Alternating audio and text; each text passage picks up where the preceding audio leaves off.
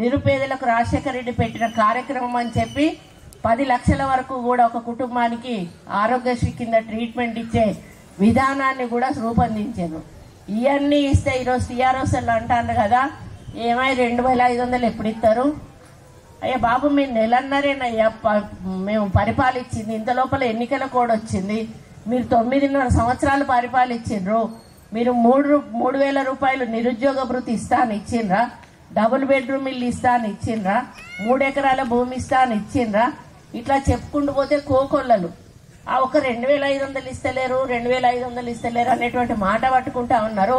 అప్పుడేమో ప్రభుత్వం టైం అయిపోలేదు కదా, ఇప్పుడే కదా మా ప్రభుత్వం టైం మొదలైంది. ఈ ఎలక్షన్లు అయినాక మళ్ళా మేము కార్యక్రమాలు తీసుకుంటాం కదా, తప్పకుండా మేము ఇచ్చిన హామీలను నెరవేరుస్తాం కదా. మేనిఫెస్టోలో పెట్టిన ఒక్క హామీను మర్చిపోకుండా అమలు చేసే పార్టీ ఏదైనా ఉన్నదంటే అది కాంగ్రెస్ పార్టీ. గుర్తుపెట్టుకోండి, ఇవ్వగలిగిన హామీలనే మేనిఫెస్టోలో పెడతాము, అవి అమలు చేస్తాము. ఇక కొంతమంది మరి టీఆర్ఎస్ నాయకులకు నాకు తెలిసి ఓడిపోయినాక ఈ మెదడు మోకాళ్ళకు జారి మోకాళ్ళ నుంచి అరికాళ్ళకి వెళ్ళిపోయినట్టున్నది. ఎందుకంటే కాంగ్రెస్ వచ్చినాకనట కరువు వచ్చిందట. అమ్మ, వర్షాకాలం వచ్చిందా మేము వచ్చినాక? మరి వర్షాకాలం రాంది కరువు ఎక్కడి నుంచి వస్తుంది? ఇప్పుడు మేము వచ్చిందేమో చలికాలంలో వచ్చినాం, ఇంత లోపల ఎండాకాలం వచ్చింది, మళ్ళీ వచ్చేది వర్షాకాలం. అప్పుడే కరువు వచ్చిందట. కాంగ్రెస్ వచ్చింది, కరువు వచ్చిందంట. మరి వాళ్ళు తెలివి ఉండి మాట్లాడతారా, తెలివి లేక మాట్లాడతారా? మీరు ఆలోచించుకోండి. వర్షాకాలం వర్షం వస్తుంది, వర్షాకాలం దాటినాక అప్పుడు వర్షాలు పడకపోతే వర్షాలు రాలేదు, ఇలా కాంగ్రెస్ వాళ్ళ కాలు పెట్టిండ్రు, వర్షాలు రాలేదు, కరువు వచ్చింది అని వచ్చు. మరి వాళ్ళ కాలంలో ఏం జరిగింది? అకాల వర్షాలు వచ్చి పంటలు కొట్టుకపోయి మన మార్కెట్లలో ఉన్న ధాన్యం తడిచిపోయి, కళ్ళాలలో ఉన్న ధాన్యం తడిచిపోయి రైతులు ఎంత పంటలు పొలాలలో ఉన్నటువంటి పంటలు తడిచిపోయి ఎంత నష్టపోయారో మీ అందరికీ కూడా తెలుసు. ఏ ఒక్కరికన్నా ₹1 నష్టపరిహారం ఇక్కడ వచ్చిందా చెప్పండి అమ్మ? రాలేదు, ఇవ్వలేదు. ఈరోజు అన్నాడు ఎండిపోయిన పంటలకు ఎందుకు నష్టపరిహారం కట్టవు నువ్వు? మనం వద్దన్నాం, అక్కడికి నీరు అందదు, మీరు వేసుకోకండి, రైతులు బాధపడతారు అన్నా కూడా రైతులు కొన్ని చోట్ల వేసుకున్నారు, పంట వాడిపోయింది. కానీ అది మా వాళ్ళు ఎండిపోలేదు, దాన్ని మాకు కరువు వచ్చి ఎండిపోయిందని కాంగ్రెస్ పార్టీ మీద నెడతా ఉన్నారు. టీఆర్ఎస్ నాయకులు 9.5 సంవత్సరాలు దోపిడీతోటి దోచుకు తిని మీ పైసలన్నీ కూడా కోట్ల రూపాయలు వాళ్ళు దండుకొని మీకు ఇండ్లు కానీ రేషన్ కార్డులు ఇచ్చిండ్రా అమ్మ? రేషన్ కార్డు దేనికి? మనకు రేషన్ కార్డు కావాలి. ఒక్క రేషన్ కార్డు అన్న ఇచ్చిండ్రా? భార్యాభర్తలు ఇద్దరు ఉంటే ఒకరికి పెన్షన్ ఇచ్చిండ్రు, ఒకరికి కట్ చేసిండ్రు. వాళ్ళిద్దరి మధ్యలో పంచాయతీలు పెట్టించారు ముసల్తనానికి. ఈ విధంగా మనల్ని ఇబ్బంది పెట్టుకుంటూ మరి పరిపాలించి కనీస అభివృద్ధి కూడా లేకుండా వాళ్ళ కుటుంబం మాత్రం బాగుపడి కోట్ల రూపాయలు దండుకొని మరి ఆ కోట్లు ఎక్కడ పెట్టుకోవాలో తెలియకపోతే పాపం ఆమెకు ఎక్కడ పడితే ఇబ్బంది అవుతుందో అని మన కవితక్కని తీసుకుపోయి జైల్లో పెట్టారు. పాపం బయట ఉంటే పైసలు చదువుకుంటానికి ప్రాబ్లం అవుతుందని ఆమెకి. ఇప్పుడు ఏ రండి లేదు, ప్రశాంతంగా జైల్లో పైసల గురించి ఆలోచించకుండా పండుకునేటానికి మరి లిక్కర్ స్కామ్లో ఆమె పోయింది. ఇక 2 రోజులు అయినాక ఇంకా బయటికి చాలా మంది వచ్చేటోళ్ళు ఉన్నారు. వాళ్ళు ఎంత దుర్వినియోగం, మనకి ఇంకో 4 రోజులు పోతే దొరుకుతుంది. ఇప్పటికీ కూడా వాళ్ళ అహంకారం తగ్గలేదు. కేటీఆర్ ఏం మాట్లాడతాడో తెలియదు, కేసీఆర్ ఏం మాట్లాడతాడో తెలియదు. వాళ్ళు ఇంకా అధికారంలోనే ఉన్నటువంటి పద్ధతిలో మాట్లాడి మరి కాంగ్రెస్ పార్టీని, రేవంత్ రెడ్డి గారిని దుయ్యబట్టడమే వాళ్ళొక పనిగా పెట్టుకున్నారు. వాళ్ళకు ఒక భయం ఏం పట్టుకుందంటే, రేవంత్ రెడ్డి లాంటోడు మొండోడు, అన్నయ్య అన్నీ చేస్తాడు, మళ్ళీ ఇప్పుడు కాదు కదా ఇంకా 10 ఏళ్ల వరకు కూడా మాకు అధికారం రాదు, మేము ఇట్లనే ఉండాలి ప్రతిపక్షంలో. కాబట్టి ఎట్లనన్నా ఆయనను చిన్నతనం చేసి ప్రజల్లో మరి వాళ్ళను ఆయన విలువ తగ్గించాలని ప్రయత్నాలు చేస్తూ ఉన్నారు. కానీ విలువ ఎట్లా తగ్గుతుంది? మీరు పని చేయకపోతే తగ్గుతుంది. మీరు పని చెయ్యలేదు కాబట్టి మీ మీద ప్రజలకు విలువ నమ్మకం తగ్గింది కాబట్టి మిమ్మల్ని ఓడించారు. ఈరోజు రేవంత్ రెడ్డి గారు అహర్నిశలు పనిచేసి నిరుపేదల అభివృద్ధి సంక్షేమమే ధ్యేయంగా ఆయనకు ముందుకు పోతున్న విషయాన్ని ఈ సందర్భంగా నేను గుర్తు చేస్తా ఉన్నాను. కాబట్టి మీరందరూ కూడా టీఆర్ఎస్ అనే పదాన్ని మర్చిపోవాలి. ఎందుకంటే టీఆర్ఎస్ పార్టీ కంప్లీట్గా క్లోజ్ అయిపోయింది. ఎవరైతే కేసీఆర్ చుట్టుపక్కల ఉండే ముఖ్య నాయకులు ఉన్నారో వాళ్ళు తప్పితే వాళ్ళ కింద క్యాడర్ అనేది కానీ ఎవ్వరు కూడా కార్యకర్తలు అనేవాళ్ళు లేరు.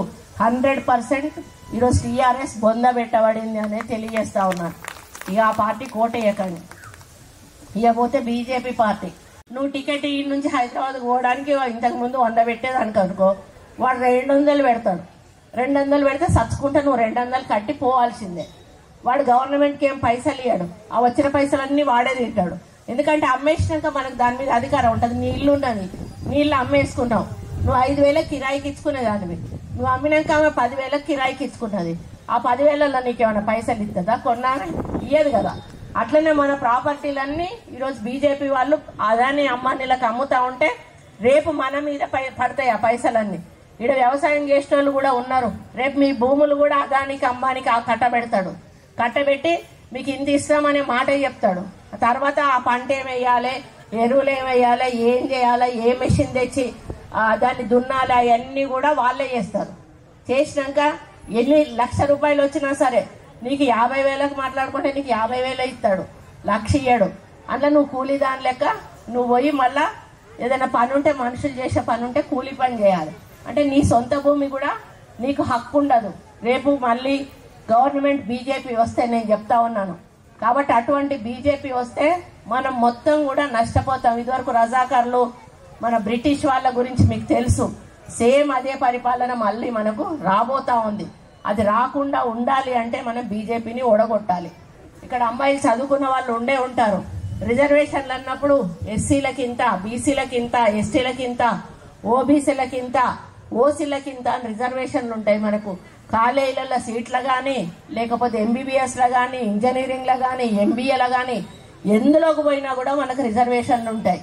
వాళ్ళు సాఫ్ మైనార్టీస్ కూడా వాళ్ళు సాఫ్ సీదా ఏం చెప్తారంటే, మా బీజేపీ ప్రభుత్వం అధికారంలోకి వస్తే రాజ్యాంగాన్ని మారుస్తాం. రాజ్యాంగం ఎవరు ఇక్కడెక్కడ బాబాసాహెబ్ అంబేద్కర్ ఉండొచ్చు, వాడున్నాడు.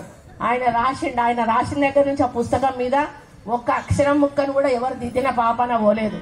దాన్ని ముట్టుకుంటే భారతదేశం అగ్గి అయిపోతుంది. అటువంటి దాంట్లో మారుస్తాడట. ఏం మారుస్తాడు? రిజర్వేషన్లను రద్దు చేస్తాడట. అంటే రిజర్వేషన్లను రద్దు చేస్తే మన పిల్లలందరూ జనరల్లోనే ఉంటారు. అందరికీ కులాల రిజర్వేషన్ ఉండదు.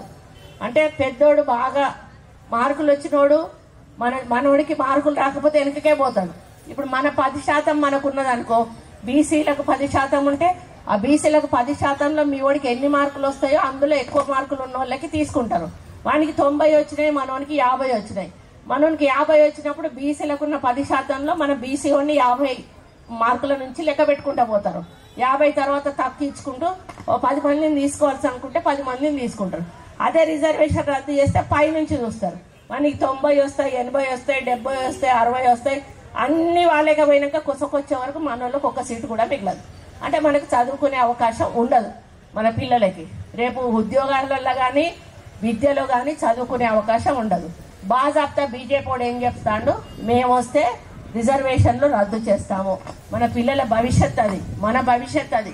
మన పిల్లలు బాగుండాలంటే రిజర్వేషన్లు ఉండాలి. రిజర్వేషన్లు ఉండాలంటే కాంగ్రెస్ పార్టీ మళ్ళీ అధికారంలోకి రావాలి. ఆ రోజు స్వతంత్రం తెచ్చింది కాంగ్రెస్ పార్టీ, ఈరోజు తెలంగాణ ఇచ్చింది కాంగ్రెస్ పార్టీ.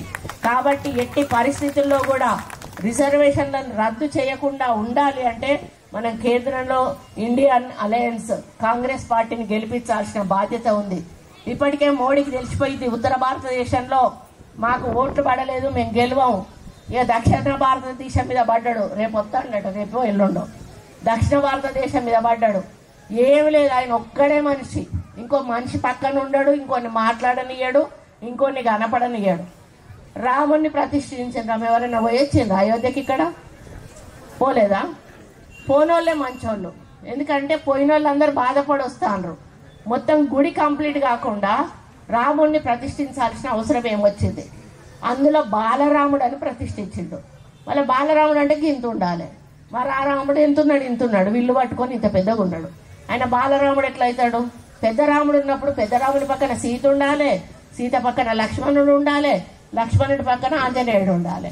మరి నువ్వు ఒక్కడి బ్రహ్మచారి అని నువ్వు కూడా రాముని బ్రహ్మచార్యం చేసి నిలబెట్టి ఈరోజు నేను రాముణ్ణి కట్టినా అని రాజకీయాలకు వాడుకుంటే ఎక్కడికి పోతాన్నాం మనం? శ్రీరామనవమి మనకు తెలియదా? మనం ఎప్పుడు చేయలేదా? మీరు చేసుకోరా ఇక్కడ శ్రీరామనవమి? మన తాత ముత్తాతల నుంచి చేసుకుంటాను కదా. ఇలా మోడీ వచ్చి చెప్తేనే రాముడికి మనం కళ్యాణం చేస్తానమా? నేను ఇంకొకటి అడుగుతా, మరి పెళ్ళి అయి ఉన్నాడు పెళ్ళాంతో రావాలి కదా అక్కడికి, ఒక్కడెందుకు వచ్చిండు? ప్రెసిడెంట్ ఉన్నది ద్రౌపది ముర్ము, ఆడామె గిరిజన మహిళ, ఆమెను ఎందుకు పిలవలేదు? ఆమె విధవరాలు, భర్త లేడు, ముండరాలని పిలవలేదు. ఎంత బాధ ఉండాలమ్మా? నువ్వు ఇచ్చింది అంత పెద్ద పదవి ఇచ్చినావు, నువ్వు రాముణ్ణి నువ్వు ఒక్కడే పాదాలు పట్టుకొని నిన్ను రాముణ్ణి చూపించే కెమెరా పెట్టుకొని మూడో మనిషిని చూపెట్టకుండా ఈరోజు రాముని పేరు మీద ఓట్లు అడిగితే వేయడానికి మనం పిచ్చోళ్ళ లెక్క కనపడతానమ్మా? కడియం కావ్య గారు వేదిక మీదకి రావాల్సిందిగా. కాబట్టి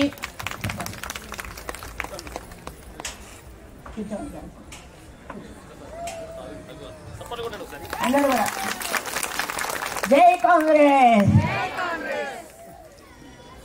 కాబట్టి మనం ఆలోచించాలి, అంటే సెంటిమెంట్ మీద రాముడిని నేను ప్రతిష్ఠించిన అయోధ్యలో అంటే రాలే, మేము రాము ఆ రాముడిని ప్రతిష్ఠిస్తే అరిష్టము, గుడి పూర్తి కాకుండా రాముడిని ప్రతిష్ఠించొద్దు, మేము రాము అని ఖరాఖండిగా చెప్తే ఏ పూజలు ఏ అర్చనలు ఏవి లేకుండా ఒట్టిగా రాముడిని నిలబెట్టిండు.